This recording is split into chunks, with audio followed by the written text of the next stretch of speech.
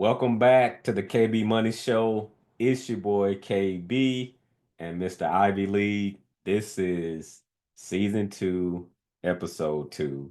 2025. Still getting used to saying that Right. 2025, but we here, man. So I better get used to it because it's here. Yeah, How man. was your, how was your week? How's things going? You know how we do. You know how we kick it off. For sure, man. My week was pretty good, man. It just seemed like it was an eventful week for the country. I mean, I don't remember when the president passed, Mr. Carter, but they had his funeral this week. It was just a lot of events going on. Of course, what's going on in California and all that. But yeah, it's just. Do you think I should have a fire on in the background? I'm thinking about that. I'm like, I don't know. Maybe that's a question for the audience. For man, me, because this is not my first time putting it on. Usually I do it, but it's okay. They know we mean it in good nature. But all right, we'll leave it on. But yeah, man. oh yeah, dang, I guess I can see how that can. Man, we gotta start over, right? Let me find something else. I Nah, can't talk nah, about the nah. You fires keep and I got fires behind me. nah, yeah, nah. That is a little crazy. That's funny. It's not that you saying that, but I mean to be honest, man, it's for Houston. It's freezing, and so it's 30 degrees over here. Um, I know over in Boston, I know it's probably pretty cold with the snow. So, you know, um, I had a jacket on earlier in the office. It's just cold, man. But Yeah, man. outside of what you mentioned, there's some this episode is going to be dedicated to the misses with an S with two. Because I don't know how this lined up the way that it lined up. Fate, luck, all the above. Fate, whatever, God, divine, but both of our wives have the same exact birthday. You can't make this up. You can't make this You up. cannot make this up. I promise we didn't coordinate it. At Have all. no idea how that happened. Like, Oh, wow. So, with that being said, what'd you do? Because yes, the KB Money Show, but relationships is a part of the money. Going through life is a part of it, and taking care of people that's in your life that's special to you. What'd you do? Obviously, if you got some stuff that that's coming up, well, it's gonna be recorded, so she's not even gonna know unless for she sure. listening in. For But sure. what you know you can share that that she is aware of. But Hmm. if she ear hustling at the door, she might. Nah, I sent her out. Nah, but man, that's a So great Romeo, question. what you, Mr. Ivy Lee, aka Romeo, what you had lined up for the missus? I'm glad you asked. I think we had she had a decent birthday. I mean, today is her birthday, like you mentioned. But we started celebrating yesterday. It just was easier, and really the celebration started with her mother-in-law. Me and her collaborate on the gift. She wanted to get her because we get her a salon gift. We get her a salon gift card. There's one right by the house that she loves, and so this, for my wife's birthday, she returned the favor, and she's like, "Keon, go find a salon that she likes." And so I drove out there. That's a long story, man. I almost ended up not getting it because I called and said, "Hey, y'all take gift cards, right?" "Yes, we'll sell you a gift card. Come right on in." I came right on in. Gift cards. Uh, uh, and I'm like, I was frustrated, but at the same time, like, it wasn't her fault. Like, it was an older lady, and she was just like, you got to come back later. My manicurist is gonna come in and handle that. I don't know how to do that. And Mm, like, I said, you know what? This isn't for. I walked out. I said, okay, I'm not coming back. I'm. This is my lunch break. Like, this isn't like. I'm not doing this for fun. I am, but you get what I'm saying. Like, my yeah. time was valuable. I got to go get more gifts. But I ended up. They resolved it. It was amazing. I called the number again. I said, you know what? This isn't for me. Like, this is for the greater good. Let me try again. Can y'all do an email version? And they really handled it. The person who answered the phone was like at home, working from home. Yeah. They was awesome. They handled it. Venmo. Where there's a will, there's a way. And so I said, man, I got to make this happen. And so we made that happen. She's probably gonna go today or tomorrow. And besides that, her program that she's in, they hosted a surprise party for her. And they had Okay. reached out to me, and they, Okay. what Yeah. type of cake does she like, kind of snacks and all that. And so that was just really nice of them. They hosted a surprise party for her. They really, it's hard to surprise her, and she had her suspicions, but she Of didn't know course. that I knew. She Uh didn't even know that they had reached out to me, and so that was awesome. They really surprised her. Because she had a long day yesterday. She was tired, but she was like, man, I was like, let's go. Let's go hang out with them. They framed it as like a party. Let's have a party. We celebrate some other things, but they celebrated her birthday and us getting married. So they just, they just lumped it mm, all into one. And they say, let's just celebrate the engagement too. Celebrate everything. Let's just celebrate. It's never a bad time to celebrate. But it was really right. nice of them. The director of the program showed up, and it was really nice. Like it's just cool to see that he takes the time to really connect with the students. And so I was just really appreciative of all that all the effort that went into that, all the planning, and like they got a really nice strawberry cake, and it was really fun. And then that was the first half of the surprise. And so I have to give it up to her little brother. Man, he really showed out, man.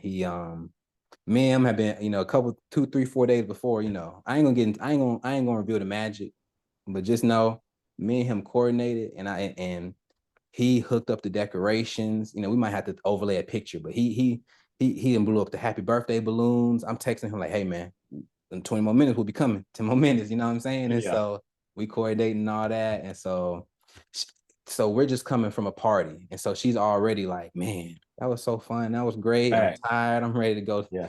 And so open the door. Little bro had the speaker playing, had music going, had the balloons blew up, like not just two or three. He blew a bunch up, and had happy birthday spelled out, and it was just nice, man. I told him, I Yeah. said, hey, the gift that I got is in here. Put it in the gift. Do what you got to do.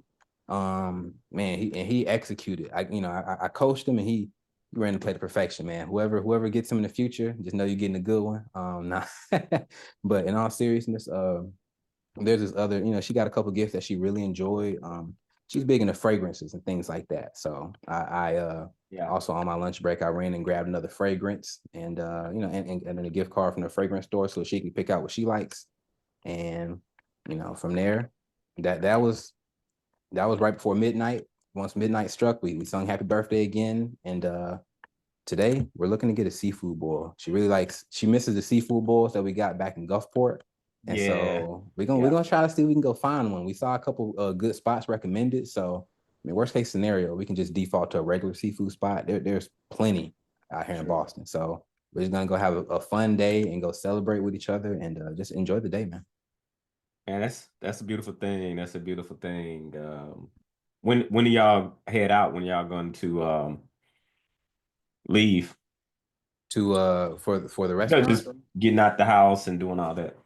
Oh well, that depends on. I got a little bro working double shift on this vacation as a mechanic, because our Okay. man took. So last night we went to go to the party, and I went down first, and man, my car battery died. And Mm, so but I was just so fortunate that I had my car parked in a good spot. It was right next to my apartment. I know where it's at. It's not gonna get towed or ticketed because I got my resident parking. And once I diagnosed what it was, man, I was like, I just feel blessed that I'm able to encounter these situations and just go, okay, all right, I just need to go get a battery, and that's that. I mean, and I was able to assess what happened before I had to tell her, because I didn't want us to both be, oh my god, oh my god, oh my god, the car, you know what I'm saying? So I was like, okay, it's her birthday. We're going to a party. I don't need none of that stress weighing none of this down. And so I said, baby, don't even worry about it. Don't even worry about it. We're growing up. We're gonna handle this. We'll stress about this, but not right now. Later, and let me stress about it. Let's go to this party. And she said, all right, you are my husband. I'll trust you to take care of it. And so I said, okay, all right, don't worry about it. But I went and got a battery early this morning. Took a little Uber to AutoZone, and brought it back. And I got little bro. I said, hey man, I hate to make you work on your vacation, but you don't mind putting a little elbow grease, put that battery in real quick, swap it out, and we'll run that car to the seafood bowl today. If God wills it. wow. Okay. Yeah, things come up. Just it's how you respond. So love to hear that. So for me, So for me, first of all, the week was good. Thursday. So for me, I wanted to get it kicked off on Friday, right? Okay. So my wife was all over the place Right. because normally she worked from the office, from her office, and so she's going back. So I don't know, like she's going back and forth. I'm gonna work home. I'm not gonna work from home. I'm like, she messing up all my plans, like because Ah, what I was going to do was I was going to get everything delivered on Friday because when a person's birthday comes, they are expecting something on their birthday. So like they kind of like you said, suspecting right. something. So I wanted to hit her the day before, Yeah. so she would to catch off guard. And so Hmm. I'm like, okay, so I'm trying to like organize things to be sent to her job. Well, Uh, I'm asking like, how you ask it, but you don't want to yeah. ask too much because they're gonna be like, "Why Yeah. give me all this?" Right. And so once I realized, I was like, okay, let me make sure I understand exactly is she gonna work from home or is she not gonna work from home? Because she's been going back and forth all day. Monday she'll go or Tuesday she'll stay home. I'm like, okay, she killing me right now. And so finally, once I got the final word that she was gonna work from home on Friday, then I called a pivot. Bro, Thursday is raining all day. Like Mm. it's soaking wet out there, right? Right. And so I went and got balloons. And so so imagine it's raining like crazy. The wind is blowing and balloons, you mix balloons in that, them balloons will be going all over the place and they'll be soaking wet. Yeah, yes. Yeah. So I work with the people. They did tell they I so I talked with them and they were like, well, because what I wanted to do was Thursday night, I like since I made the pivot, what I wanted to do was I'm like, okay, she working from home. I want to have it in my truck and I'm gonna keep everything in my truck. And then once we go to bed, I get up early, way before her anyway. Then I'm gonna go to the truck, pull everything out, have it all set up. And so while I'm at the gym and she get up, don't know what's going on, come downstairs. And so Yeah. so I was able to time, but my wife, she be moving around. She'll be done went outside, threw something in the trash, and she looking in the Right. truck. And so I'm like, Right.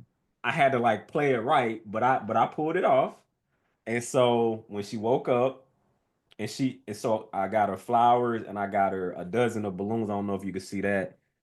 That's how I Oh, looked. nice. That's how I looked whenever Wow. she came Yes. down.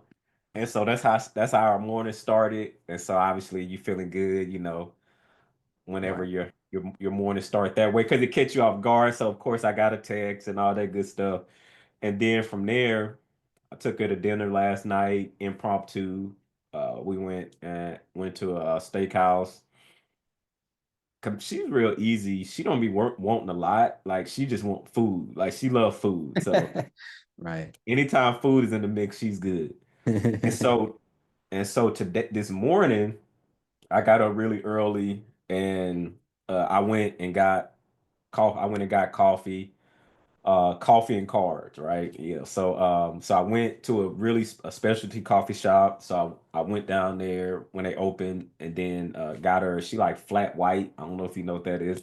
I like cappuccino, but she like flat white. And so I brought that home to her with the cards. Yeah, and then later on got some plans later on. But yeah, so that's the move there with the missus, and then she wants to watch football because it's a lot going on with football. So I'm like, hey, it's your world. We can do whatever you want to do. I'm just in it. Just tell me what you want to do. Sure, and so I'm just being strategic on how I don't want to overplan because I know she want to watch football. So and we going to Right. dinner, and so that's what we doing. Is she an Eagles fan? Yeah, she an Eagles fan. So they play tomorrow, but she want to catch Um, some of the games tonight. okay.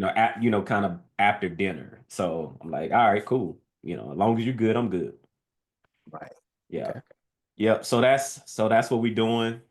Um, so let's transition. Let's talk about let's talk about the elephant in the room, or maybe it's not an elephant, but you alluded to it. You alluded to it earlier about what happened in California, and we got to talk about it.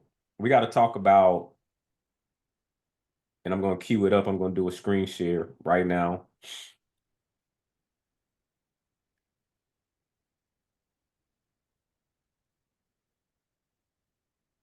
Los Angeles wildfires magnify California's insurance crisis as homeowners face billions Dang. in losses. Analysts estimate the insured losses in Pacific Palisades alone could approach 10 billion, squeezing insurance companies at a time when some have been pulling back policies.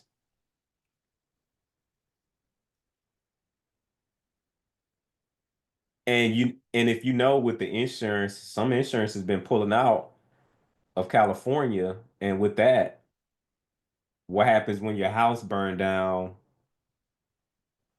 and you don't have any insurance? Right. And so it's rough.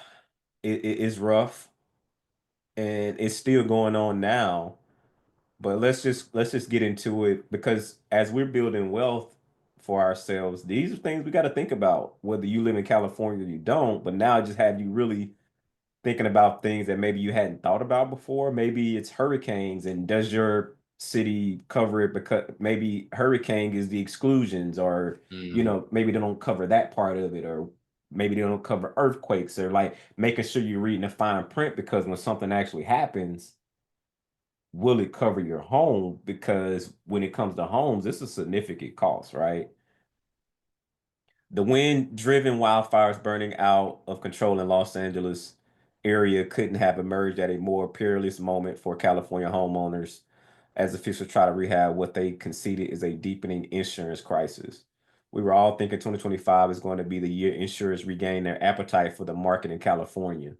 But having this catastrophic hit us right out of the gate is really unfortunate, said the Amy Back, the executive director of United Policyholders, a California-based nonprofit consumer group.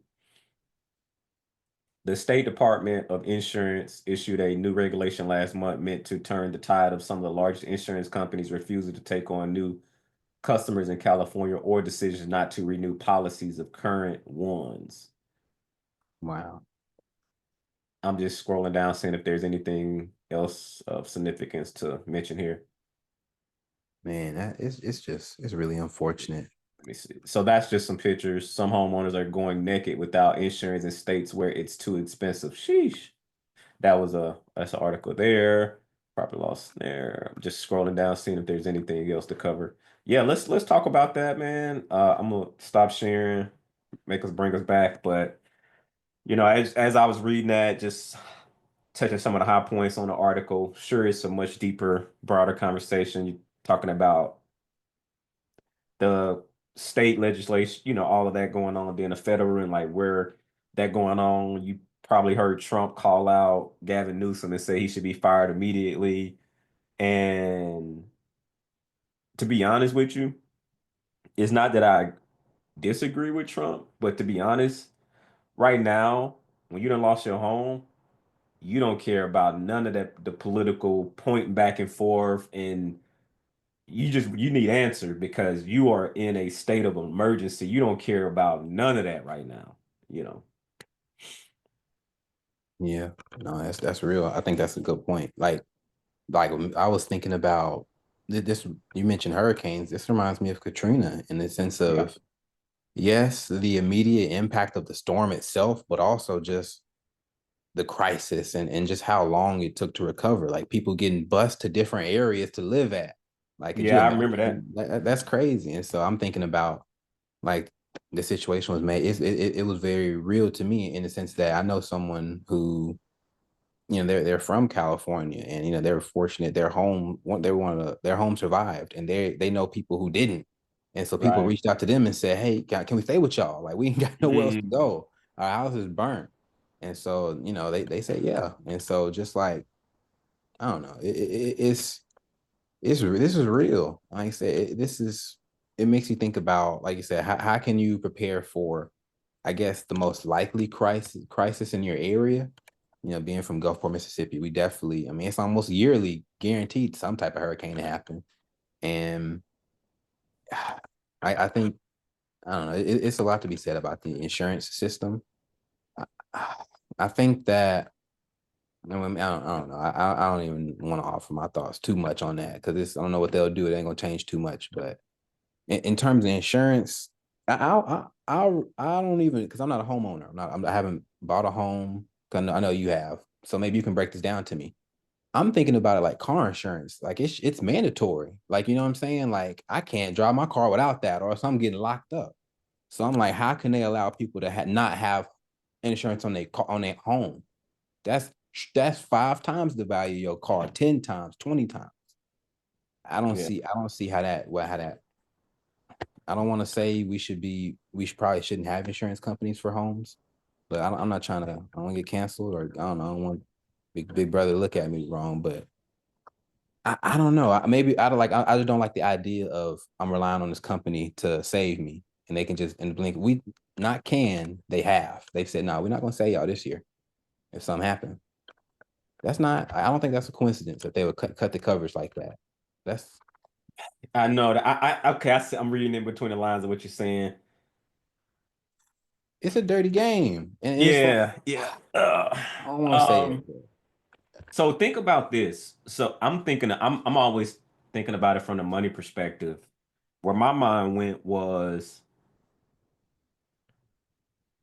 imagine you took part in a home ownership, the American dream. You worked hard, you purchased, maybe you're like 70, right?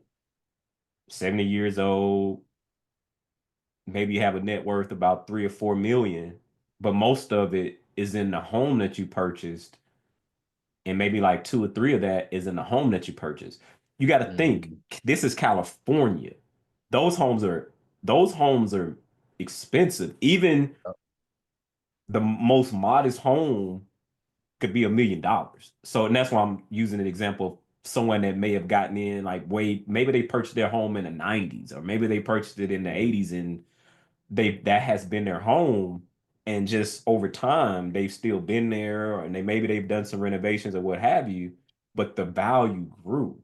So, and let's Right. just say they were contributing to a 401k as well. So because most people have their wealth in their home and typically in their 401ks. So a combination of those two, imagine being 70, and like I said, you have a net worth of $4 million, but the majority of that is tied up in your home and your 401k. And imagine having it paid off. Well, that money was trapped in your home. I mean, because if you were fully free and clear, for example, and you didn't have any insurance on it, let's say before the storms, before the fires, you could actually tap that equity, or if you're looking at, or if you're retiring and you're Mm. like, okay, I'm running into some cash flow issues, or hey, maybe we don't have enough for retirement, whatever the case may be, and you decide to sell that home. Well, when you sell the home, you would get, let's just say it's valued at $3 million, obviously after cost and all that. I'm not here to do the math on that, but let's just say you walk away with 2.5, 2.25, whatever. That's money that you're walking away with, plus whatever you may have in retirement. Now, with a burned down house, no insurance, what do you do? And if you are able to sell it, companies come in and sell, other folks come in and buy it, if you were, because you're like, I can't rebuild this. I don't even have any cash. Like, I don't cash. My network was more on paper or in equity, but now I can't even tap that equity from the home because now it's burnt down. So imagine being in that scenario. Like, what do you do? You've Right. worked your whole life to build up that net worth, and now it's just like, what do I do?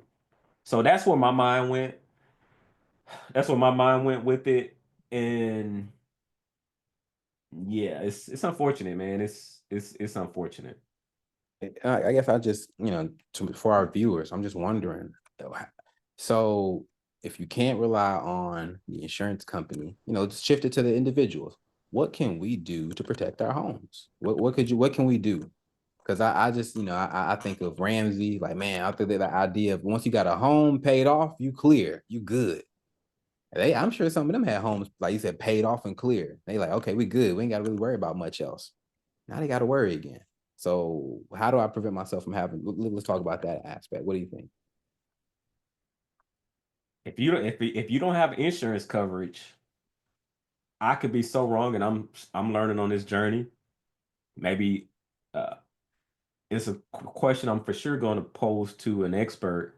But in my head, if I have a free and clear property, but I'm unable to get insurance, I don't know if I feel comfortable having all my. I don't. I'm not sure I feel comfortable having that cash sitting in the Mm, property. okay. You know what I mean? I don't know if I feel comfortable having that cash sitting in there. And so If I did can't, like did if the insurance company have said we're not going to cover it, we're not going to cover your home because then if something happens, sure I can go and pull from brokerage accounts and all of that to repair to make sure the value is where it needs to be if I wanted to sell. But okay, then I do that, then something else happens. I'm as the article said naked, like I'm naked and my cash is just dead in there. I would definitely adjust my strategy for sure. As long as the insurance coverage and I have some leverage there of coverage and protection, and I'm open to exploring other things, but that's where my mind was going. I'm like, I don't know if I feel comfortable with that cash just sitting there in the property, so to speak, in terms of equity, and I can't get insurance coverage. That just doesn't make sense in my head. But I right. could be looking at it wrong. But And that's just this my initial thoughts. right. And I want to like, preface because of course we saying this in the context, we understand that it's easier said than done, especially if you having to do it reverse when you had insurance, but then it got dropped. And now it's like That's now you like, okay, now my kids is in school and all that. Well, let me just yeah, wait yeah. until but now you mess around and it's not that's anybody's fault, but it's like you don't know when a fire cane is gonna strike. But this is crazy. And so I just I can just I feel for the people that's going through this, and it makes me think that I can see people wanting to not stay in California. Like I can see people like them experiencing like a mass exodus because of something like this. Because why would I knowingly or dang, I don't even know if I should say this. Like the only people who can really afford to even buy homes would just be corporations because they the only ones who could afford to take oh, we just burnt our home down, that $3 million home. Let's reach into the other department and go. I don't know. I don't know. It's going to be interesting to see how that shapes up. Yeah, we'll see. We'll see how it turns out. If you're in a position to help out, help in whatever capacity they may look like. At a minimum, make sure you check it. That's what I've been doing. Anybody I can think of that I know that's in California, I've just been calling, checking on them, or people that I'm talking to. I'm saying, hey, do you know anyone in California? So anything we can do to help, this is a humanity time, right? Because it can be any of us, so you would need, if you needed help, you would want the help. This isn't a political time to be, doing that and blaming, president blaming the governor, but it's just not the time for that. Regardless on if you right or what have you, who cares? But we'll Right. keep paying attention to it and seeing what happens. But yeah, man, it's unfortunate. All right, to Prayers for y'all. transition into what I wanted to talk about next. This one is interesting, and it's not going to be the way I wanted to angle. It's not going to be what you think. Uh, All right. it's not covering it for the sake of covering it. I have a unique, I have a perspective that I like to talk about it. All right. All right, so queuing it up, It's a blind reaction. So me and the audience about to find out. blind reaction. Google, Microsoft, Meta, Apple Here's a list of big tech companies and CEOs donating millions to the Trump inauguration. Mm. Let the controversy begin. A lot of Oh a man. lot of reactions, I'm sure, to this. I've heard people talking Wow. about it. I just listen. I'm able to be impartial, at least to listen and try to understand what's the bigger play here. Getting into the article, Google and Microsoft are the latest tech companies to donate 1 million to President-elect Donald Trump's inauguration fund. Google, which will also live stream the swearing in on YouTube on January 20th, and Microsoft joins Apple, Meta, Amazon, OpenAI, and other tech giants whose CEOs are trying to curry favor. I like curry, but I know that's not the curry they're talking about. With the incoming Trump administration by donating to the inauguration. The effort is especially unsurprising given Trump's long history of favoritism plus threats to punish his enemies. Currently, Meta, Apple, Amazon, and Google parent Alphabet are all facing antitrust laws Ooh, from the okay. federal government. A Google spokesperson told Fast Company that the company has donated to previous inaugurations, and the company's planned promotion of links to the ceremony live stream on its homepage and YouTube is in line with previous years. Microsoft previously contributed half as much, or 500,000, to Trump's inauguration fund for his first term, the same amount it gave President Joe Biden's inauguration fund, a Microsoft spokesperson told CNBC. So, when you hear that, what's your reaction? Man, my mind goes in like 10 different directions. Okay, first on a marketing spin, I get it. Of course, I'm covering the inauguration. That puts my name out there. Not that Google's name isn't already out there. Second, my mind goes to, okay, it's like a tug of war between the president on this side, the public on this side who wouldn't approve of a move like this. My thought is just keeping it objective as a business. Yes, the customers can support me. Y'all are gonna build me up, but he got the power to shut me down. I gotta, you know what I'm saying? I gotta grease that wheel. I can't risk that. He can mess around and make a decision, and we gotta shut our doors. And so that's one angle. Man, it's just you know, I don't know what we expect. Another, it also makes me think of like how consumers might not be aware of these things. You'll be on YouTube bashing Trump, man. I can't stand them. And the video is making money for YouTube so they can go send it to Trump. Like, you know what I'm saying? Not just Trump specifically, but just think about whatever any issue. This is the only thing that businesses donate towards. This is probably one of the bigger expenses that they have that they donate and send money towards. But I don't speak to all businesses, but Fortune 500, they send money out. And so I don't want people to get too riled about this. And then other companies that they know that they're supporting are doing even wilder things that they to them. So don't get too upset, I'd say. Follow the money. What are you Mm. talking about, Ken? I'm about to do a quick screen share and show you something. Uh-oh. This is just a little sample. Think think beyond the emotions of things. NSA reawards secret $10 billion contract to Amazon.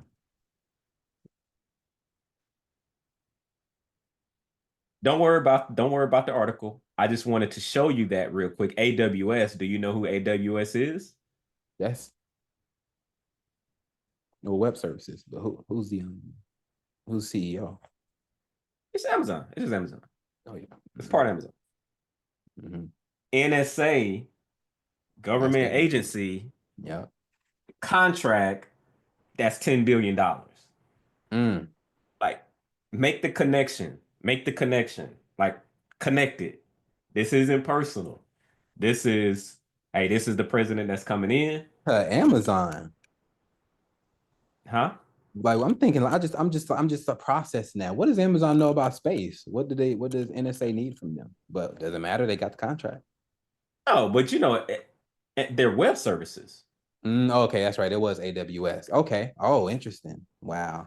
Yeah, but this is but this Okay, AW, I see. the top cloud, because a lot of times the I can see it government is now. behind with some of their technologies, Hmm. tech company, technology. I was just thinking about the delivery. I'm like, what they need? They need packages? Like No, what no, they no, need not space? that part. Not Okay, that I part of was the business. like, all No, right. their cloud, their major Wow. revenue generator, the Yeah, yeah. cloud services. Mm, So they help the government with cloud services because they already have this mm. already developed, and so the government outsourced that cloud business to them in some form of capacity. I hadn't done a deeper dive in it, but I just wanted us to get the broader thought of it. And so Amazon. this is about one, you're running a company. Hmm. This isn't about emotions. This isn't about feelings. This is, hey, as I read in the opening article, some have current litigation going on with the current administration. And so some are some are just, hey, look, this is the new president coming in, whatever our personal feelings are, is not really about that. It's really about our business. So we can keep delivering great work to our customers. And we can also continue to employ the people to Hmm. deliver on those services. Because if you just take a hard stance and you mess around and lose those contracts, $10 billion. revenue drops. When revenue drops, Woo.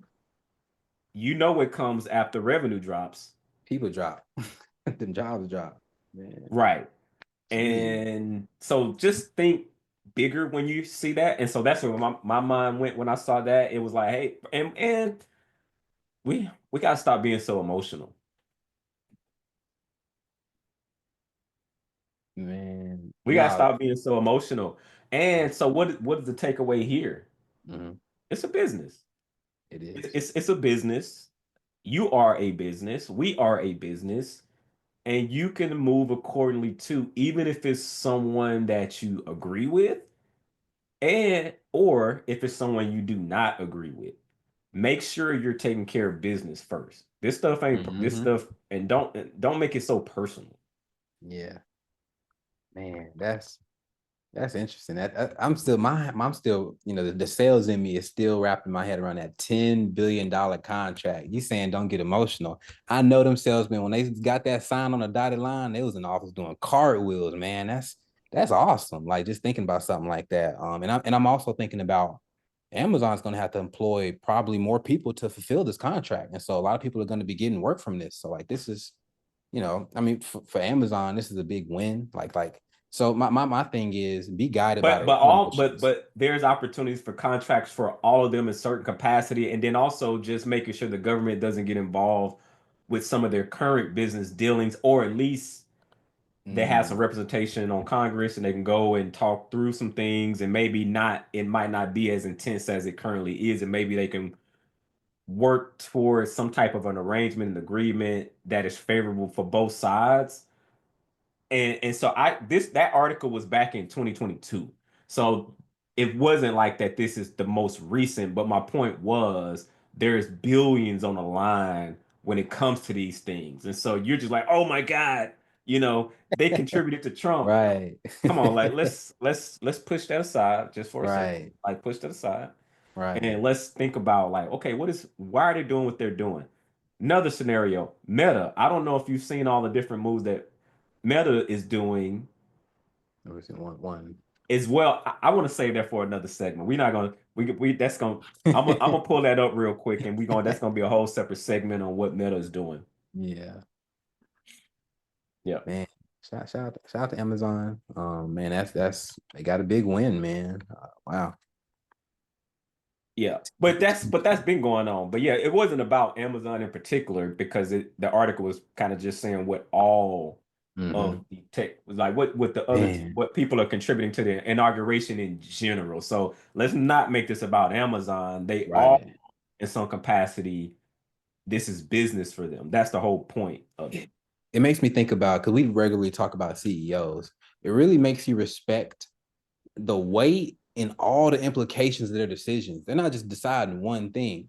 They have to be playing chess. Like you said, back in 2022, they had to be thinking what could happen in 2024.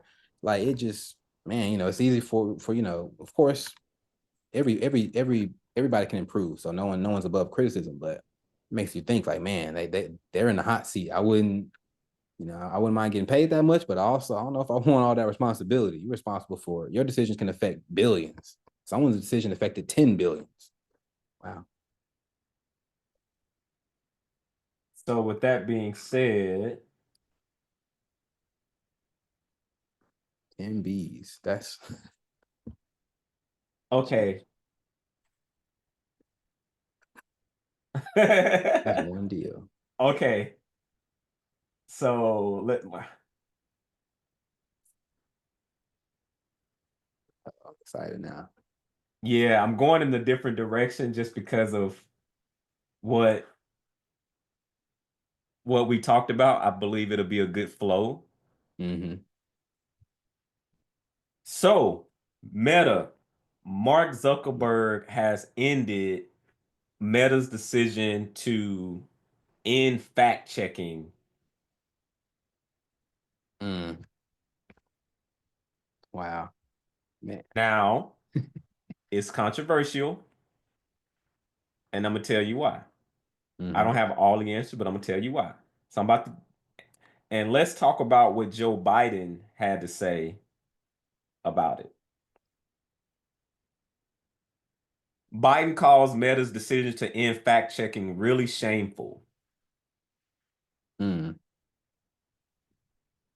President Biden on Friday slammed Meta's decision to end its fact checking program, calling it really shameful, while answering questions from reporters following remarks about the economy. Biden said the move would allow things that are simply not true to be read by millions of people. Is just Okay. completely contrary to everything America is about. We want to tell the Mm. truth. We haven't always done it as a nation. We want to tell the truth, Biden said. He The said that. idea that a billionaire can buy something and say, by the way, we're not going to fact check anything. You have millions of people reading, going online, reading this stuff. He continued, anyway, I think it's really shameful. Meta did not immediately respond to a request for comment evening. Now,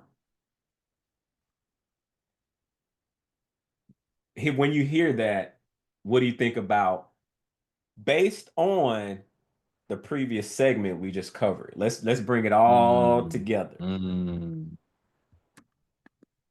Just off the headline alone, like I just think to myself, I don't know why I don't like the sound of fact checkers. That doesn't I don't know why it doesn't sound right to me. I feel like I can check my own facts.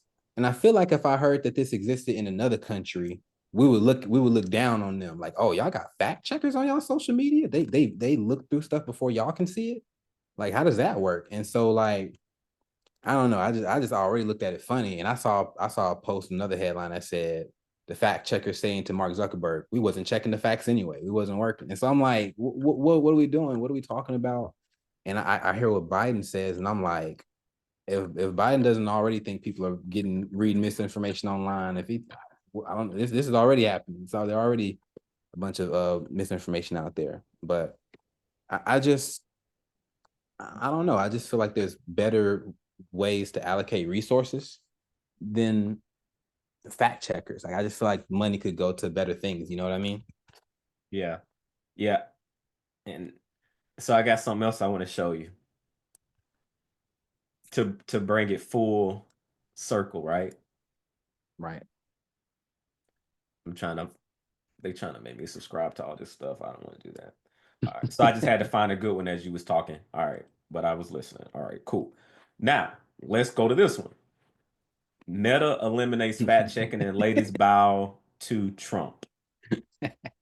Ignore that part of it. You could tell where the bow to Trump. That's just to get that's emotions. That's fine. I'm a bowing. That's funny. So think about the transition of power, what's happening. Meta Mm, Chief Executive Officer Mark Zuckerberg on Tuesday announced his changes to content moderation on Facebook and Instagram, long sought by conservatives. So when think about who's currently in office, Mark was catering to them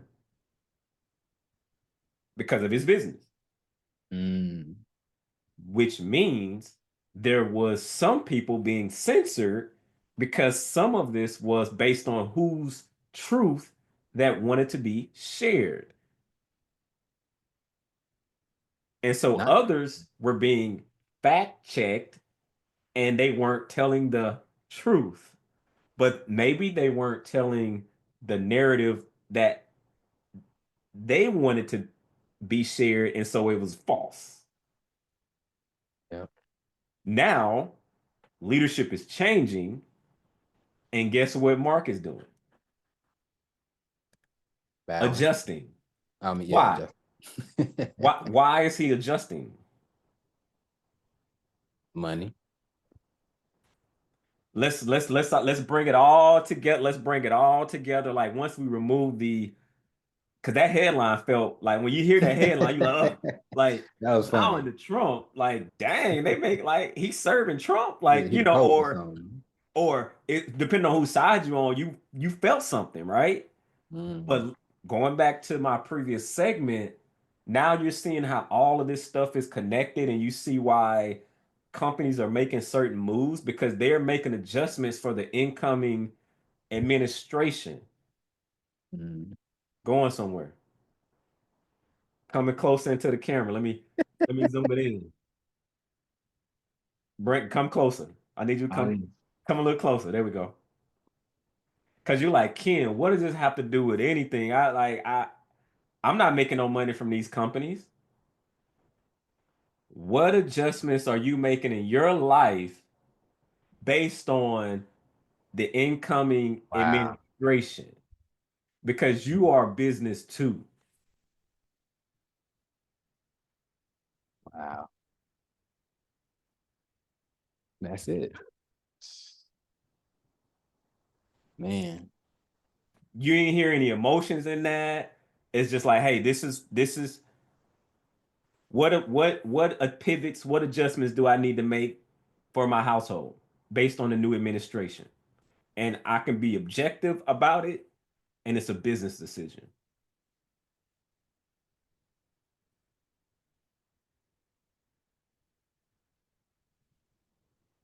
I'm letting Hope it y'all. breathe. I'm letting it I hope, breathe. I hope they got their notebooks. That's what I'm thinking. I hope y'all writing this down, man. This is something to think about, man.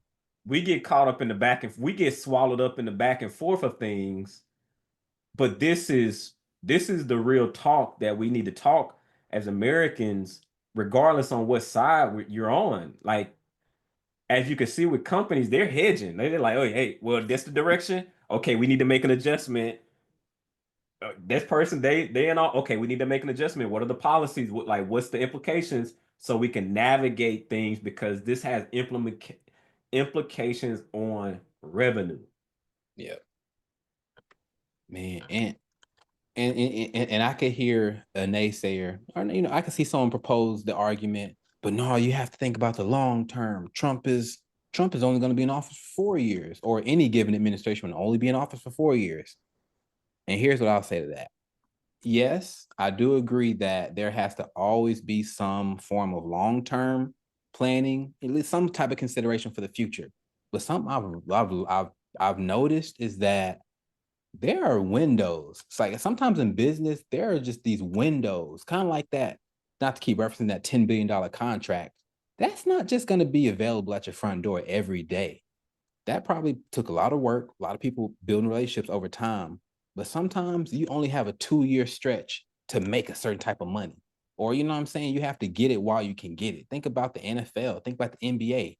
They will never ever be 18 to 35 years old again. Once they're out of the league, they got to figure out something else. And so for but not this good thing or it's a bad thing, but some businesses might have to operate the same way. That technology is novel when they come out, and we got to strike while the iron's hot. This is our best chance to make a lot of revenue, and he's going to be in office while that window is happening. So we really got to cozy up with him. We can land a $10 billion contract. We can land $100 billion contract.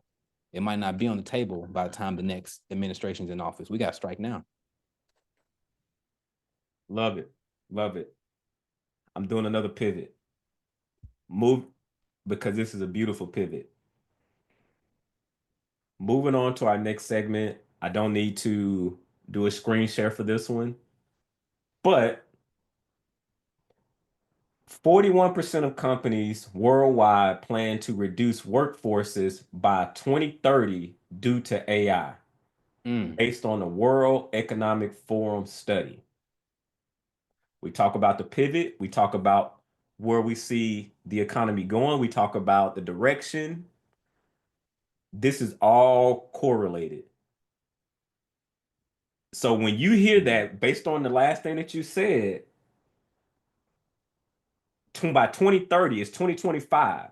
So the next 5 years is critical for mm. Americans. And in 2025 is really important on the moves that we make for ourselves and our families. When you hear that, where do your mind go from a broader perspective, and then bring it back down to yourself in terms of you're like, okay, dang, I'm hearing that. What does that mean for me? Right. No, I mean, my immediate thought, like, it's pretty broad. I'm like 41%. Like, where is, my mind starts jumping. Like, that's 41% of people. 40. Like, what's that going to translate No, to? 10. 41% of companies, companies, Like, companies that employ people, so let's companies that say, employ people worldwide plan to reduce the workforce so by 2030 due mm, to AI. So workforce is people that work a 9 to 5. right. Hmm. And I'm thinking, even if it leads to a 5% reduction, my thought is, what are those people going to do? Like, I mean, I guess most of them gonna have to pivot, like you're saying, they're gonna have to pivot and figure out something else. But and then to bring it back in, like, more keen to myself, it makes me think, like, okay, what role can I do that AI cannot replace? Like, what's something that's not replaceable by AI? What's something that requires a human touch, or what's something that works with AI? It makes me think that these people are gonna have to pivot and do something. They're gonna have to. And we are those people, by the way. So all of us are those people. So I don't want to make it seem like it's us and them, but all of us have to analyze our job and realize, do they need me? If AI really, I'm just thinking about the leaps it's made in the last 2 years. It was 2025. AI January 2025 is not the same AI January 2023.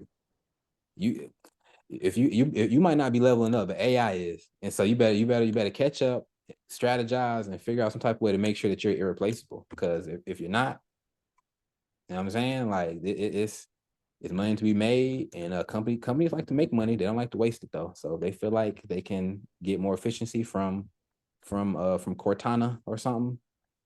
And goodbye, Keon. You know what I'm saying? It's not personal, it's business. And so Yeah, we have to understand that and not rock our fists at the companies, but look internally and figure out, what can I do to prepare for this. yeah, yeah. And maybe it's because I have a bias towards what I've been reading. And so I'm reading a book now, and the book said one of the lines in the book said, "Your career is over. Your career is old technology." Oh man, that hurts to hear. We old. Yeah. Your career is old technology. But long story short, basically it sure that when you hear that, you like, man, that's Mm, deeper. Like, wow. What it's pointing at is times is changing. We're in a new economy. We're not in the economy where you worked somewhere 30, 40 years and you get a pension. You work somewhere 20 years and you get a pension. It's the digital economy, and we're trending towards AI. Things are moving at a pace that we've never seen before. And it's to stay neutral and observant in that, but to say, where is my spot? Where is my USP? Where is my uniqueness in this new evolving, changing economy? Because of course you get oh my God, AI is going to replace all of us. You right. can you can stay in that space, but actually, where are the opportunities based on my skill set, my uniqueness, my story? Mm. Where does the marketplace find things valuable, and where can I angle myself and be in that value add in that particular lane? We can no longer rely on, well, I have 20 years of experience in this area. Well, what if the marketplace says that's great, but we can replace that with AI, and they don't get sick. They don't try to finesse the system and go out on disability when they just not performing. I know the real scenarios. I've talked to people behind the scenes where people do that sometimes. I'm not saying that's all people, but I'm like, dang, you would go through those loops to just keep a check coming in versus just figuring out like, hey, this just not working out. Hey, I'll just go somewhere else. Yeah, Just holding man. on to the check, just holding on to the check is just with minimum output. That can't be fulfilling. And to be honest with you, and this is the KB rant moment, that's the reason why I'm we've decided to be 1% debt free, Mm.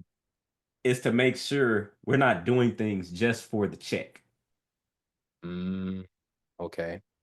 Just for the check. So for us, it's a values thing. It's money is cool, and we gonna get that money, and we gonna find ways to reinvent ourselves. But am I just doing this just for a check because I have all these bills?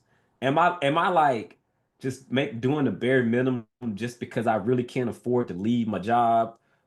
Or I'm so at the financial red line that I need this job, and you're just holding on to it for dear life, even when you want to make a pivot, but the way your lifestyle is set up, you're at the red line to where you don't even have discretionary income to start working on a pivot point, like a pivot, meaning a pivot into where the economy is going. Mm. You're just day to day, like holding on, and at any moment when the carousel stops, when the music stops playing and everybody's trying to run and get the chair, someone's gonna be left out. Like, and meaning you're just doing it, and then time is just passing, and before you know it, it's 2030. You hadn't retooled, you hadn't re-innovated, and it's because you're just needing to pay the bills. You're not even able to think beyond or pay attention to these things, is because you're just financially strapped for whatever reason. Just for whatever reason. It doesn't matter. Nobody cares. Nobody cares. People only care about their situation. I think that that's where people get it wrong.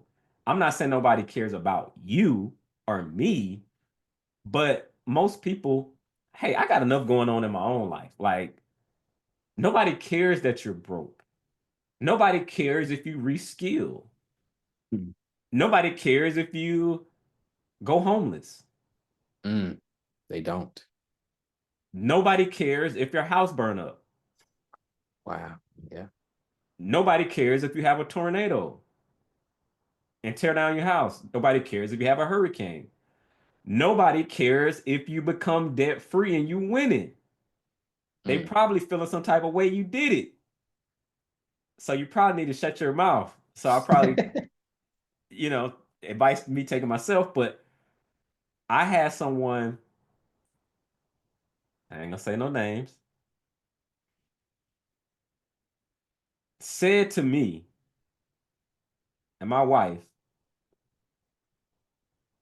yeah, we envy your life because y'all living a life that we wish we had. We just and they What were you like, supposed to say back to and we like, that? and they laughed, and so we living through y'all, and so No. and so again, nobody cares, nobody cares, and hear my heart, hear my spirit, on what I'm saying. I'm not saying no one cares about you, Mhm. but You are responsible for your own life. I am responsible for my own life. I am accountable. I have to keep the personal accountability on myself. I can't blame the government is not coming to save me. Keon not coming to save me. My parents not coming to save me. My job ain't coming to save me. Nobody's coming to save me. Like that's just what it is. I think the sooner that we can know that as people, somebody left a comment talking about they went crazy on a rant about something. I'm like, I'm not even saying I disagree with you, but I'm not gonna wait on that. Mm, A lot of people have come and gone waiting on that. yeah. I'm not waiting on that. Reparations. Shoot, I'm done. I'm done, Rand. I'm done. I'm done. man, I think, I'm sorry. I just sometimes I don't know. It just hit me. I don't know where it comes from sometimes. man, I think we got. I'm like, man, y'all should have to pay for that. I'm man, we should put that on the Patreon, but we're gonna leave it on this, man. We're gonna put it on YouTube. But man, it's you're right, man. No one's gonna save you. Like it's just. Yeah, I think that was just it was really deep. And I think that what you said really touched on what I don't want to say everyone, but what a lot of people are going through, being not check to check. It's like it's different stages. There's just dirt poor poverty. You don't even you homeless. Then there's, of course you keep going up and up, and then there's check to check. Like I like people say check to check, but check to check really means like if one check bounces, I'm in trouble. Okay, then you advance beyond that, and okay, you got a little bit of money saved up, but you're not in the clear, quote unquote, yet. And so I think what you just said can relate to almost all of them stages. Like you're just still focused on how do I continue bringing money in? How do I make sure I don't disturb that money coming in? And just that by itself requires a lot of mental energy. And so you have to push yourself to expand even more mental energy and invest that mental energy and time and money into figuring out how can I future proof myself. No one else is going to come do it for you. Yeah. I'm doing a pivot because of the direction that we're going in. I don't want to cover them other articles. I don't even care to cover them other articles. I'm gonna go and swing it this way and cover this article because it's fitting. Screen share, queuing it up.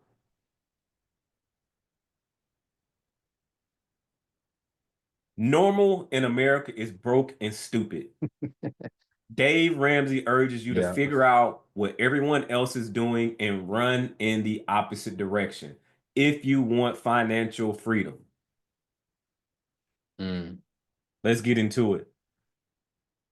Renowned for his no nonsense financial wisdom, Dave Ramsey delivered a potent wake up call on his radio show with his signature directness. Ramsey throws the spotlight on a harsh truth. Normal in America is broken, stupid. He's not just talking at his audience, he's talking to them, urging a radical shift away from the mainstream mishandling of money. During the segment, uh, Ramsey did not mince words about the prevailing financial culture. Most people are broke. They spend more than they have coming in. They don't act their wage. He pointed out a troubling reality where many, despite appearances of affluence, are trapped in cycles of debt and living paycheck to paycheck. The statistics he shares are alarming, with 70% of Americans caught in this cycle, and bankruptcy rates, foreclosure, and credit card debt on the rise. Ramsey's advice is clear: figure out what most people are doing and run in the other direction. He stresses the importance of diverging from the norm, where the norm equates to financial instability and stress. According to Ramsey, the path to financial health is paved with behaviors and decisions that are directly weird by societal standards. Last thing I covered. Personal finances are 80% behavior, it's only 20% head knowledge. Let's talk about it. Man. Well, Ramsey definitely is no nonsense. I laughed as soon as I heard the quote. If you had to ask me to guess who said it, I probably would have said Ramsey. Man, he definitely doesn't he keeps it curt. But man, I think that sometimes you got to hear it like that to really let it break through. Man, and I'm just thinking about that last article still about the topic of no one's gonna save you, and in your finances it's the same. No one's gonna, I mean, I'll say I'm fortunate to have had, KB to be willing to share certain financial knowledge with me, but he could have shared everything till he was blue in the face, but it was still on me to say, you know what, he's taking the time and sharing his knowledge. Let me listen. Let me act on it. Let me not just listen to it for his sake, but let me actually try to incorporate some of this stuff. And man, it's I don't know. I hear people talk about financial literacy. I feel like that's starting to become a buzzword. Man, just be about your business. It's your money. Like just figure out what works best for you. And like I said, I don't know how to say it better. You said it best, man. I'm still recovering from that rant, but no one's gonna save you. Even Dave, like no one's gonna, the Dave ain't gonna come save you. He'll come advise you. But man, you really have to.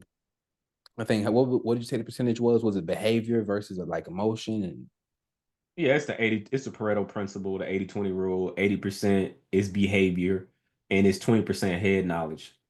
it Meaning makes like just you putting in the work, regardless on where you are, basically, essentially, that's when you will really start getting the traction. like so that makes me think of, so like in relation to the last article, like when we talk about it makes me think about mindset.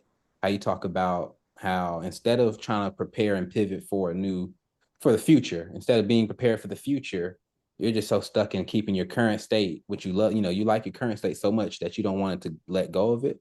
But the current state has no choice but to go, because the future's coming inevitably. So I think that's like a mindset. You get what I'm saying? Like that's a mindset of conservation and fear and not wanting to grow versus having the mindset of knowing that you have to keep growing. That's just what life requires. Yeah, that's real. I didn't know where this was going to come in. I didn't know if I was going to share it in a monologue or I don't know where it's came in, but I believe that it's fitting here. I was going through some papers and in a notebook, I found a budget. And it wasn't like a detailed budget. It was a budget slash plan. And I was just jotting out some things, but it's from 2017. Wow. And so I ripped it out of the page and I'm gonna save it, but it's ugly. It don't, it just paper. I just ripped them out and said, I'm gonna share this with the audience. I don't know where, how. And so basically got a budget in here, it's talking about goals, things I want to do. Some of them I did, some of them I didn't, but I always was just pushing. I've always been like this. I hadn't always had the results, and there's still results I hadn't gotten yet, but I'm on my journey. But like you really have to do these things. And one of the things on here is September 2017, I had travel, put aside $250 a month for our big trip. And then we have two smaller trips. Food budget, I had a $275 food budget. Maintenance budget for the pedicure, probably shouldn't have been getting them at the time. Uh, other stuff. Emergency fund, $50,000 is my goal. Um, Financial freedom account, putting 10% of my income over in there. Tithing, I need to do better at my giving, but we're on that. Let me see. Focus KB, focus. What that top say? Stay focused. Focused income.